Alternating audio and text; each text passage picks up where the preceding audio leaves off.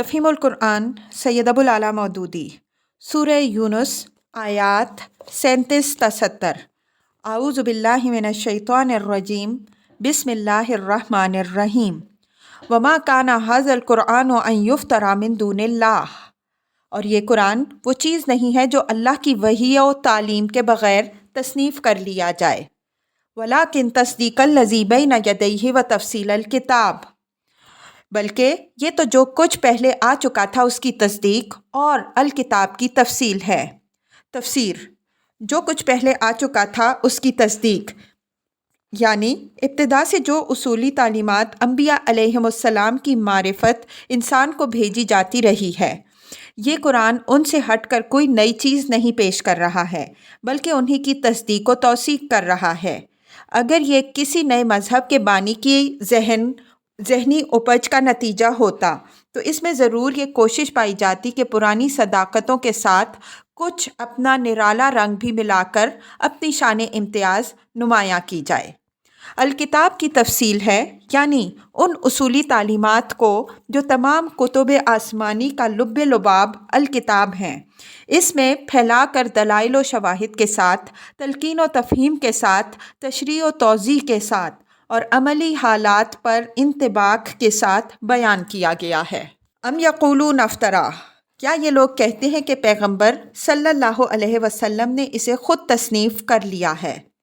قل فأتوا بسورۃ مثلہ وادعوا من استطعتم من دون اللہ ان کنتم صادقین،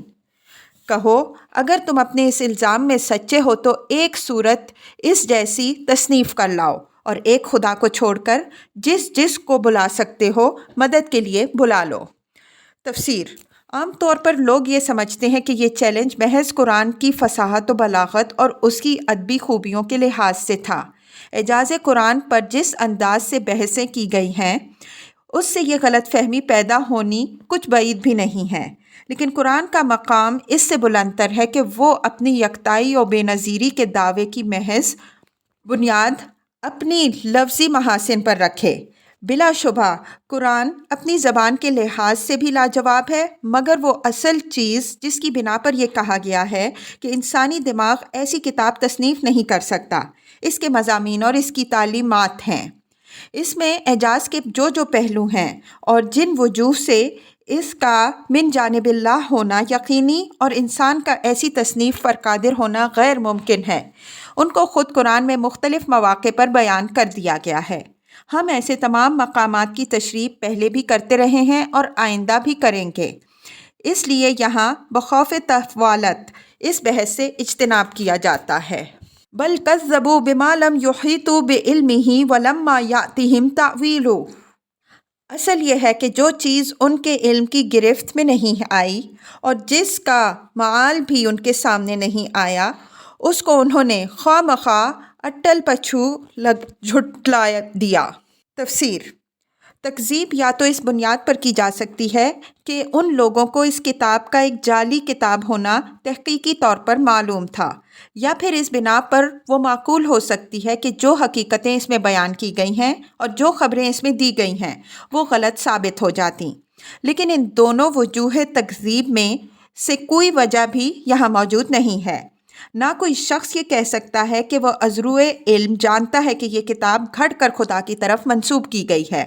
نہ کسی پردہ غیب کے پیچھے جھانک کر یہ دیکھ لیا گیا ہے کہ واقعی بہت سے خدا موجود ہیں اور یہ کتاب خواہ مخواہ ایک خدا کی خبر سنا رہی ہے، یا فی الواقع خدا اور فرشتوں اور وحی وغیرہ کی کوئی حقیقت نہیں ہے اور اس کتاب میں خواہ مخواہ یہ افسانہ بنا لیا گیا ہے۔ نہ کسی نے مر کر یہ دیکھ لیا ہے کہ دوسری زندگی اور اس کے حساب کتاب اور جزا و سزا کی ساری خبریں جو اس کتاب میں دی گئی ہیں غلط ہیں، لیکن اس کے باوجود نرے شک اور گمان کی بنیاد پر اس شان سے اس کی تکذیب کی جا رہی ہے کہ گویا علمی طور پر اس کے جعلی اور غلط ہونے کی تحقیق کر لی گئی ہے۔ كَذَلِكَ كَذَّبَ الَّذِينَ مِن قَبْلِهِمْ، اسی طرح تو ان سے پہلے کے لوگ بھی جھٹلا چکے ہیں۔ فَانظُرْ كَيْفَ كَانَ عَاقِبَةُ الظَّالِمِينَ، پھر دیکھ لو ان ظالموں کا کیا انجام ہوا۔ وَمِنْهُم مَّن يُؤْمِنُ بِهِ وَمِنْهُم مَّن لَّا يُؤْمِنُ بِهِ، ان میں سے کچھ لوگ ایمان لائیں گے اور کچھ لوگ نہیں لائیں گے۔ وَرَبُّكَ أَعْلَمُ بِالْمُفْسِدِينَ، اور تیرا رب ان مفسدوں کو خوب جانتا ہے۔ تفسیر: ایمان نہ لانے والوں کے متعلق فرمایا جا رہا ہے کہ خدا ان مفسدوں کو خوب جانتا ہے، یعنی وہ دنیا کا منہ تو یہ باتیں بنا کر بند کر سکتے ہیں کہ صاحب ہماری سمجھ میں بات نہیں آتی، اس لیے نیک نیتی کے ساتھ ہم اسے نہیں مانتے، لیکن خدا جو قلب و ضمیر کے چھپے ہوئے رازوں سے واقف ہے، وہ ان میں سے ایک ایک شخص کے متعلق جانتا ہے کہ کس کس طرح اس نے اپنے دل و دماغ پر قفل چڑھائے، اپنے آپ کو غفلتوں میں گم کیا، اپنے ضمیر کی آواز کو دبایا، اپنے قلب میں حق کی شہادت کو ابھرنے سے روکا، اپنے ذہن سے قبول حق کی صلاحیت کو مٹایا، سن کر نہ سنا، سمجھتے ہوئے نہ سمجھنے کی کوشش کی، اور حق کے مقابلے میں اپنے تعصبات کو، اپنے دنیاوی مفاد کو، اپنی باطل سے الجھی ہوئی اغراض کو اور اپنے نفس کی خواہشوں اور رغبتوں کو ترجیح دی۔ اسی بنا پر وہ معصوم گمراہ نہیں ہیں بلکہ در حقیقت مفسد ہیں۔ وَإِن كَذَّبُوكَ فَقُل لِّي عَمَلِي وَلَكُمْ عَمَلُكُمْ، اگر یہ تجھے جھٹلاتے ہیں تو کہہ دے کہ میرا عمل میرے لیے اور تمہارا عمل تمہارے لیے۔ أَنتُم بَرِيئُونَ مِمَّا أَعْمَلُ وَأَنَا بَرِيءٌ مِّمَّا تَعْمَلُونَ، جو کچھ میں کرتا ہوں اس کی ذمہ داری سے تم بری ہو، اور جو کچھ تم کر رہے ہو اس کی ذمہ داری سے میں بری ہوں۔ تفسیر: یعنی خواہ مخواہ جھگڑنے اور کج بحثیاں کرنے کی کوئی ضرورت نہیں۔ اگر میں افترا پردازی کر رہا ہوں تو اپنے عمل کا میں خود ذمہ دار ہوں، تم پر اس کی کوئی ذمہ داری نہیں، اور اگر تم سچی بات کو جھٹلا رہے ہو تو میرا کچھ نہیں بگاڑتے، اپنا ہی کچھ بگاڑ رہے ہو۔ وَمِنْهُمْ مَنْ يَسْتَمِعُونَ إِلَيْكَ، ان میں سے بہت سے لوگ ہیں جو تیری باتیں سنتے ہیں۔ أَفَأَنْتَ تُسْمِعُ الصُّمَّ وَلَوْ كَانُوا لَا يَعْقِلُونَ،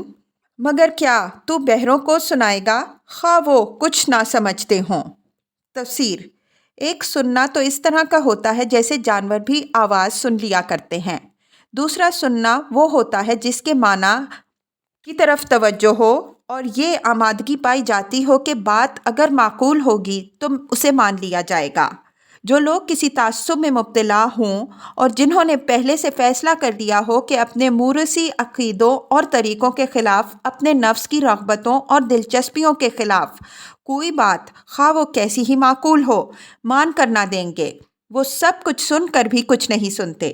اسی طرح وہ لوگ بھی کچھ نہیں سن کر دیتے جو دنیا میں جانوروں کی طرح غفلت کی زندگی بسر کرتے ہیں اور چرنے چگنے کے سوا کسی چیز سے کوئی دلچسپی نہیں رکھتے، یا نفس کی لذتوں اور خواہشوں کے پیچھے ایسے مست ہوتے ہیں کہ انہیں اس بات کی کوئی فکر ہی نہیں ہوتی کہ ہم یہ جو کچھ کر رہے ہیں یہ صحیح بھی ہے یا نہیں۔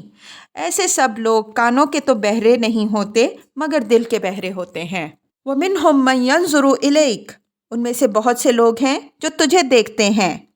أَفَأَنْتَ تَهْدِي الْعُمْيَ وَلَوْ كَانُوا لَا يُبْصِرُونَ، مگر کیا تو اندھوں کو راہ بتائے گا خواہ انہیں کچھ نہ سوچتا ہو۔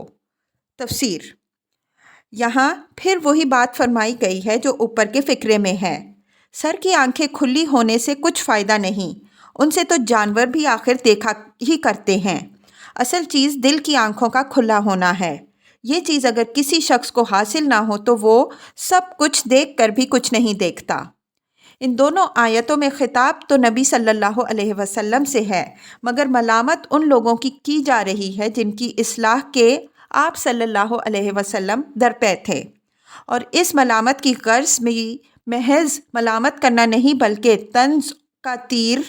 اور نشتر اس لیے چبھویا جا رہا ہے کہ ان کی سوئی ہوئی انسانیت اس کی چبھن سے کچھ بیدار ہو اور ان کی چشم و گوش سے ان کے دل تک جانے والا راستہ کھلے تاکہ معقول بات اور دردمندانہ نصیحت وہاں تک پہنچ سکے۔ یہ انداز بیان کچھ اس طرح کا ہے جسے کوئی نیک آدمی بگڑے ہوئے لوگوں کے لیے بلند ترین اخلاقی سیرت کے ساتھ پیش کرے اور نہایت اخلاص و دردمندی کے ساتھ ان کو ان کی اس گری ہوئی حالت کا احساس دلا رہا ہو جس میں وہ پڑے ہوئے ہیں، اور بڑی معقولیت و سنجیدگی کے ساتھ انہیں سمجھانے کی کوشش کر رہا ہو کہ ان کے طریقے زندگی میں کیا خرابی ہے اور صحیح طریقے زندگی کیا ہے، مگر کوئی نہ تو اس کی پاکیزہ زندگی سے سبق لیتا ہو، نہ اس کی ان خیر خواہانہ نصیحتوں کی طرف توجہ کرتا ہو۔ اس حالت میں عین اس وقت جب کہ وہ ان لوگوں کو سمجھانے میں مشغول ہو اور وہ اس کی باتوں کو سنی انسنی کیے جا رہے ہوں، اس کا کوئی دوست آ کر اس سے کہے کہ میاں، یہ تم کن بہروں کو سنا رہے ہو اور کن اندھوں کو راستہ دکھانا چاہتے ہو؟ ان کے دل کے کان بند ہیں اور ان کی آنکھیں پھوٹی ہوئی ہیں۔ یہ بات کہنے سے اس دوست کا منشا یہ نہیں ہوگا کہ وہ مرد صالح اپنی سیئ اصلاح سے باز آ جائے، بلکہ دراصل اس کی غرض یہ ہوگی کہ شاید اس طنز و ملامت ہی سے ان نیند کے ماتوں کو کچھ ہوش آ جائے۔ ان اللہ لا یظلم الناس شیئا، حقیقت یہ ہے کہ اللہ لوگوں پر ظلم نہیں کرتا، ولکن الناس انفسہم یظلمون، لوگ خود ہی اپنے اوپر ظلم کرتے ہیں۔ تفسیر، یعنی اللہ نے تو انہیں کان بھی دیے ہیں اور آنکھیں بھی اور دل بھی، اس نے اپنی طرف سے کوئی ایسی چیز ان کو دینے میں بخل نہیں کیا جو حق و باطل کا فرق دیکھنے اور سمجھنے کے لیے ضروری تھی، مگر لوگوں نے خواہشات کی بندگی اور دنیا کے عشق میں مبتلا ہو کر آپ ہی اپنی آنکھیں پھوڑ لی ہیں، اپنے کان بہرے کر لیے ہیں اور اپنے دلوں کو اتنا مسخ کر لیا ہے کہ ان میں بھلے برے کی تمیز، صحیح و غلط کے فہم اور ضمیر کی زندگی کا کوئی اثر باقی نہ رہا۔ وَيَوْمَ يَحْشُرُهُمْ كَأَن لَّمْ يَلْبَثُوا إِلَّا سَاعَةً مِّنَ النَّهَارِ، آج یہ دنیا کی زندگی میں مست ہیں، اور جس روز اللہ ان کو اکٹھا کرے گا تو یہی دنیا کی زندگی انہیں ایسی محسوس ہوگی کہ گویا یہ محض ایک گھڑی بھر رہے۔ یتعارفون بینہم، آپس میں جان پہچان کرنے کو ٹھہرے تھے۔ تفسیر، یعنی جب ایک طرف آخرت کی بے پایاں زندگی ان کے سامنے ہوگی اور دوسری طرف یہ پلٹ کر اپنی دنیا کی زندگی پر نگاہ ڈالیں گے تو انہیں مستقبل کے مقابلے میں اپنا یہ ماضی نہایت حقیر محسوس ہوگا۔ اس وقت ان کو اندازہ ہوگا کہ انہوں نے اپنی سابقہ زندگی میں تھوڑی سی لذتوں اور منفعتوں کی خاطر اپنے اس ابدی مستقبل کو خراب کر کے کتنی بڑی حماقت کا ارتکاب کیا ہے۔ قد خسر الذین کذبوا بلقاء اللہ، اس وقت تحقیق ہو جائے گی کہ فی الواقع سخت گھاٹے میں رہے وہ لوگ جنہوں نے اللہ کی ملاقات کو جھٹلایا۔ تفسیر، یعنی اس بات کو کہ ایک دن اللہ کے سامنے حاضر ہونا ہے۔ وما کانوا مہتدین، اور ہرگز وہ راہ راست پر نہ تھے۔ وَإِمَّا نُرِيَنَّكَ بَعْضَ الَّذِي نَعِدُهُمْ أَوْ نَتَوَفَّيَنَّكَ، جن برے نتائج سے ہم انہیں ڈرا رہے ہیں ان کا کوئی حصہ ہم تیرے جیتے جی دکھا دیں یا اس سے پہلے ہی تجھے اٹھا لیں۔ فَإِلَيْنَا مَرْجِعُهُمْ، بہرحال انہیں آنا ہماری ہی طرف ہے۔ ثُمَّ اللَّهُ شَهِيدٌ عَلَىٰ مَا يَفْعَلُونَ، اور جو کچھ یہ کر رہے ہیں اس پر اللہ گواہ ہے۔ وَلِكُلِّ أُمَّةٍ رَسُولٌ، ہر امت کے لیے ایک رسول ہے۔ تفسیر، امت کا لفظ یہاں محض قوم کے معنی میں نہیں ہے، بلکہ ایک رسول کی آمد کے بعد اس کی دعوت جن جن لوگوں تک پہنچے وہ سب اس کی امت ہیں۔ نیز اس کے لیے یہ بھی ضروری نہیں کہ رسول ان کے درمیان زندہ موجود ہو، بلکہ رسول کے بعد بھی جب تک اس کی تعلیم موجود رہے اور ہر شخص کے لیے یہ معلوم کرنا ممکن ہو کہ وہ در حقیقت کس چیز کی تعلیم دیتا تھا، اس وقت تک دنیا کے سب لوگ اس کی امت ہی قرار پائیں گے اور ان پر وہ حکم ثابت ہوگا جو آگے بیان کیا جا رہا ہے۔ اس لحاظ سے محمد صلی اللہ علیہ وسلم کی تشریف آوری کے بعد تمام دنیا کے انسان آپ صلی اللہ علیہ وسلم کی امت ہیں، اس وقت تک رہیں گے جب تک قرآن اپنی خالص صورت میں شائع ہوتا رہے گا۔ اسی وجہ سے آیت میں یہ نہیں فرمایا کہ ہر قوم میں ایک رسول ہے، بلکہ ارشاد یہ ہوا ہے کہ ہر امت کے لیے ایک رسول ہے۔ فَإِذَا جَاءَ رُسُولُهُمْ قُضِيَ بَيْنَهُمْ بِالْقِسْطِ وَهُمْ لَا يُظْلَمُونَ، پھر جب کسی امت کے پاس اس کا رسول آ جاتا ہے تو اس کا فیصلہ پورے انصاف کے ساتھ چکا دیا جاتا ہے اور اس پر ذرہ برابر بھی ظلم نہیں کیا جاتا۔ تفسیر: مطلب یہ ہے کہ رسول کی دعوت کا کسی گروہ انسانی تک پہنچنا گویا اس گروہ پر اللہ کی حجت کا پورا ہونا ہے۔ اس کے بعد صرف فیصلہ ہی باقی رہ جاتا ہے، کسی مزید اتمام حجت کی ضرورت باقی نہیں رہتی، اور یہ فیصلہ غایت درجہ انصاف کے ساتھ کیا جاتا ہے۔ جو لوگ رسول کی بات مان لیں اور اپنا رویہ درست کر لیں وہ اللہ کی رحمت کے مستحق قرار پاتے ہیں، اور جو اس کی بات نہ مانیں وہ عذاب کے مستحق ہو جاتے ہیں، خواہ وہ عذاب دنیا اور آخرت دونوں میں دیا جائے یا صرف آخرت میں۔ وَيَقُولُونَ مَتَىٰ هَٰذَا الْوَعْدُ إِن كُنتُمْ صَادِقِينَ، کہتے ہیں اگر تمہاری یہ دھمکی سچی ہے تو آخر یہ کب پوری ہوگی؟ قُلْ لَا أَمْلِكُ لِنَفْسِي ضَرًّا وَلَا نَفْعًا إِلَّا مَا شَاءَ اللَّهُ، کہو میرے اختیار میں خود اپنا نفع و ضرر بھی نہیں ہے، سب کچھ اللہ کی مشیت پر موقوف ہے۔ تفسیر: یعنی میں نے یہ کب کہا کہ یہ فیصلہ میں چکاؤں گا اور نہ ماننے والوں کو میں عذاب دوں گا؟ اس لیے مجھ سے کیا پوچھتے ہو کہ فیصلہ چکائے جانے کی دھمکی کب پوری ہوگی؟ دھمکی تو اللہ نے دی ہے، وہی فیصلہ چکائے گا اور اسی کے اختیار میں ہے کہ فیصلہ کب کرے اور کس صورت میں اس کو تمہارے سامنے لائے۔ لِكُلِّ أُمَّةٍ أَجَلٌ، ہر امت کے لیے مہلت کی ایک مدت ہے۔ اذا جاء اجلهم فلا يستأخرون ساعة ولا يستقدمون، جب یہ مدت پوری ہو جاتی ہے تو گھڑی بھر کی تقدیم و تاخیر بھی نہیں ہوتی۔ تفسیر: مطلب یہ ہے کہ اللہ تعالیٰ جلد باز نہیں، اس کا طریقہ یہ نہیں کہ جس وقت رسول کی دعوت کسی شخص یا گروہ کو پہنچی اسی وقت جو ایمان لے آیا بس وہ تو رحمت کا مستحق قرار پایا، اور جس کسی نے اس کو ماننے سے انکار کیا یا ماننے میں تعامل کیا اس پر فوراً عذاب کا فیصلہ نافذ کر دیا گیا۔ نہیں، اللہ کا قاعدہ یہ نہیں کہ اپنا پیغام پہنچانے کے بعد وہ ہر فرد کو اس کی انفرادی حیثیت کے مطابق اور ہر گروہ اور قوم کو اس کی اجتماعی حیثیت کے مطابق سوچنے سمجھنے اور سنبھلنے کے لیے کافی وقت دیتا ہے۔ یہ مہلت کا زمانہ بسا اوقات صدیوں تک دراز ہوتا ہے، اور اس بات کو اللہ ہی بہتر جانتا ہے کہ کس کو کتنی مہلت ملنی چاہیے۔ پھر جب وہ مہلت جو سراسر انصاف کے ساتھ اس کے لیے رکھی گئی تھی پوری ہو جاتی ہے اور وہ شخص یا گروہ اپنی باغیانہ روش سے باز نہیں آتا، تب اللہ تعالیٰ اس پر اپنا فیصلہ نافذ کرتا ہے۔ یہ فیصلے کا وقت اللہ کی مقرر کی ہوئی مدت سے نہ ایک گھڑی پہلے آ سکتا ہے اور نہ وقت آ جانے کے بعد ایک لمحے کے لیے ٹل سکتا ہے۔ قُلْ أَرَأَيْتُمْ إِنْ أَتَاكُمْ عَذَابُهُ بَيَاتًا أَوْ نَهَارًا مَاذَا يَسْتَعْجِلُ مِنْهُ الْمُجْرِمُونَ، ان سے کہو کبھی تم نے یہ بھی سوچا کہ اگر اللہ کا عذاب اچانک رات کو یا دن کو آ جائے تو تم کیا کر سکتے ہو؟ آخر یہ کون سی چیز ہے جس کے لیے مجرم جلدی مچا رہے ہیں؟ ثُمَّ إِذَا مَا وَقَعَ آمَنْتُمْ بِهِ، کیا جب وہ تم پر آ پڑے گا اسی وقت تم اسے مانو گے؟ الآن وقد کنتم بہ تستعجلون، اب بچنا چاہتے ہو حالانکہ تم خود ہی اس کے لیے جلدی آنے کا تقاضا کر رہے تھے۔ ثم قیل للذین ظلموا ذوقوا عذاب الخلد، پھر ظالموں سے کہا جائے گا کہ اب ہمیشہ کے عذاب کا مزہ چکھو۔ هل تجزون الا بما کنتم تکسبون، جو کچھ تم کماتے رہے ہو اس کی پاداش کے سوا اور کیا بدلہ تم کو دیا جا سکتا ہے۔ وَيَسْتَنبِئُونَكَ أَحَقٌّ هُوَ، پھر پوچھتے ہیں کیا واقعی یہ سچ ہے جو تم کہہ رہے ہو؟ قُلْ ای وَرَبِّی إِنَّهُ لَحَقٌّ، کہو میرے رب کی قسم یہ بالکل سچ ہے۔ وَمَا أَنْتُمْ بِمُعْجِزِينَ، اور تم اتنا بلبوتا نہیں رکھتے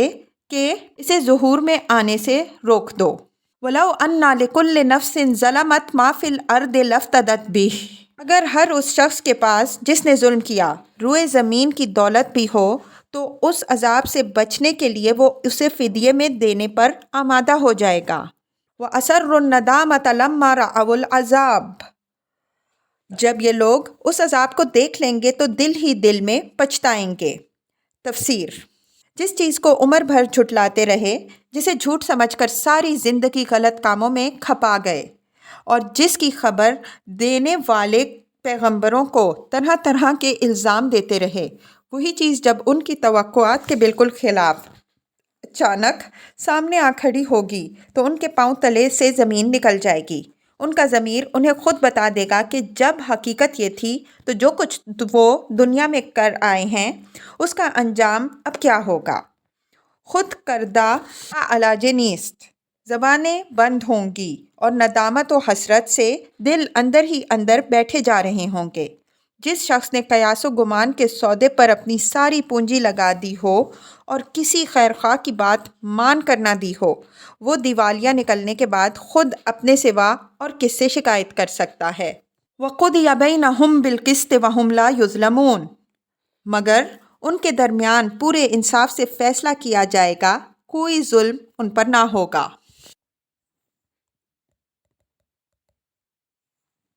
الا ان للہ ما فی السماوات والارض، سنو، آسمانوں اور زمین میں جو کچھ ہے اللہ کا ہے۔ الا ان وعد اللہ حق ولکن اکثرہم لا یعلمون،